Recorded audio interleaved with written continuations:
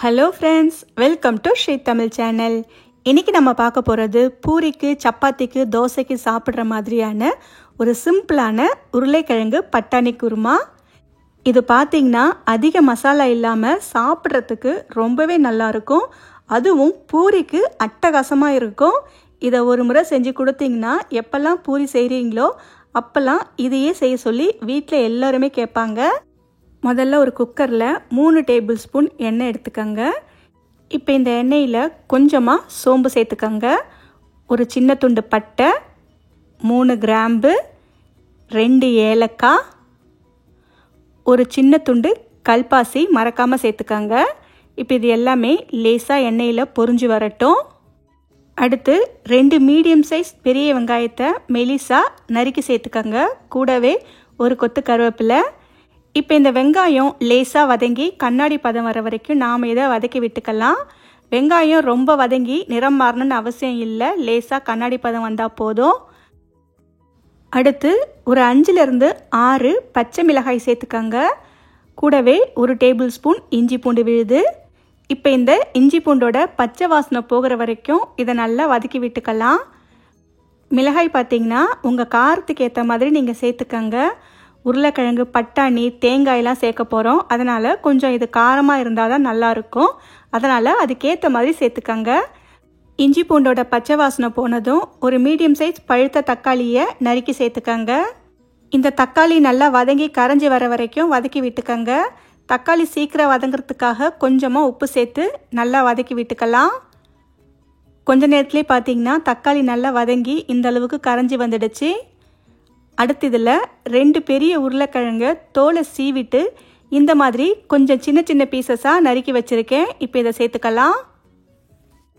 ஒரு 1/2 கப் காஞ்ச பச்சை பட்டாணியை 6 மணி நேரம் தண்ணியில் ஊற வச்சு எடுத்து வச்சுருக்கேன். இப்போ இந்த பட்டாணியை சேர்த்துக்கலாம். கூடவே ஒரு 1/4 ஸ்பூன் அளவுக்கு மஞ்சள் தூள் மட்டும் சேர்த்துக்கோங்க.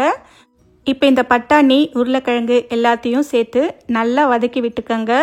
ஒரு 2 நிமிஷத்துக்கு மீடியம் லோ ஃப்ளேமில் வச்சு இதை நல்லா திருப்பி விட்டு எண்ணெயிலேயே லேசாக வதக்கி விட்டுக்கலாம். இது வதங்கி வரத்துக்குள்ளேயே நாம் ஒரு தேங்காய் பேஸ்ட் அரைச்சி எடுத்துகிட்டு வந்துடலாம். அதுக்கு ஒரு சின்ன பவுலில் 1/2 கப் அளவுக்கு துருவிய தேங்காய் எடுத்துக்கோங்க. கூடவே 1 ஸ்பூன் அளவுக்கு பொட்டுக்கடலை, 1 ஸ்பூன் அளவுக்கு சோம்பு, ஒரு 4 முந்திரி பருப்பு, 1 ஸ்பூன் அளவுக்கு கசகசாவை ஒரு 10 நிமிஷம் சுடு தண்ணியில் ஊற வச்சு எடுத்து வச்சுருக்கேன். இப்போ இதை சேர்த்துக்கலாம். இப்போ இது எல்லாத்தையுமே ஒரு மிக்சி ஜாரில் சேர்த்து கொஞ்சமாக தண்ணி சேர்த்து உங்களால் எந்த அளவுக்கு ஃபைன் பேஸ்ட்டாக அரைச்சி எடுக்க முடியுமோ அந்த அளவுக்கு இந்த மாதிரி அரைச்சி எடுத்துக்கோங்க. அவ்வளவுதான். இப்போ அரைச்ச இந்த தேங்காயை நாம் குக்கரில் சேர்த்துக்கலாம். இப்போ இது கூடவே ஒரு 1லேருந்து 1/2 கப் அளவுக்கு தண்ணி சேர்த்துக்கோங்க. நீங்கள் பூரிக்கு சாப்பிட்ற மாதிரி இருந்துச்சுன்னா கொஞ்சம் தண்ணி குறைவாக சேர்த்துக்கோங்க. சப்பாத்திக்குன்னா தண்ணி இன்னும் கூட கொஞ்சம் சேர்த்துக்கலாம்.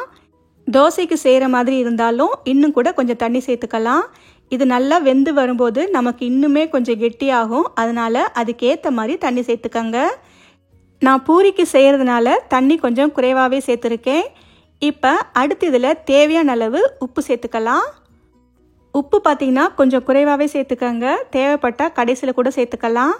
இப்போ குக்கரை மூடி போட்டு அடுப்பை மீடியம் ஃப்ளேமில் வச்சு ஒரு 2 விசில் வேக வச்சு எடுத்துக்கோங்க.